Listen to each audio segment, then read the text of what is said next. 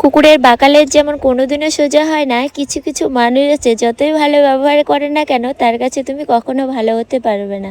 তো একটা কথাই বলবো, যেখানে গেলে তুমি ভালোবাসা পাবে, সম্মান পাবে, তোমাকে দাম দেবে, সেই সম্পর্কে থাকা ভালো। আর যেসব সম্পর্কে ভালোবাসা, দাম, সম্মান কোনোটাই নেই, সেই সব সম্পর্ক থেকে দূরে থাকা অনেক ভালো। আমি তো দূরে সরে এসেছি।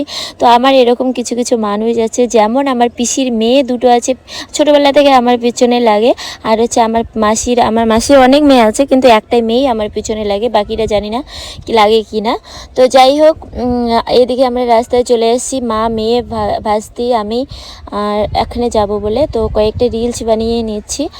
আর যেটা বললাম, আমার বর একটা কথাই বলে, তোমার পিছনে ওরা এই কারণে লাগে না তোমার সাথে কোনো কিছুতে গড়ে তুলতে পারে, বা কোথাও গিয়ে ভালো করে সম্মান নিয়ে কথা বলতে পারে না, তোমার মতো করে সাজগোজ নিয়ে থাকতে পারে।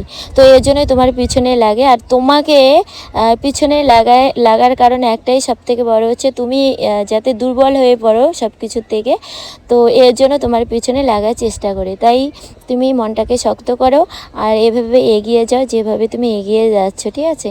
তো একটা কথাই বলবো, আমি অনেক লাকি এরকম একটা বর পেয়েছি যে আমাকে সবসময় আমাকে কি আগলে রাখে। তো আর কি চাই জীবনে, তাই না? তো আমাকে কেমন লাগছে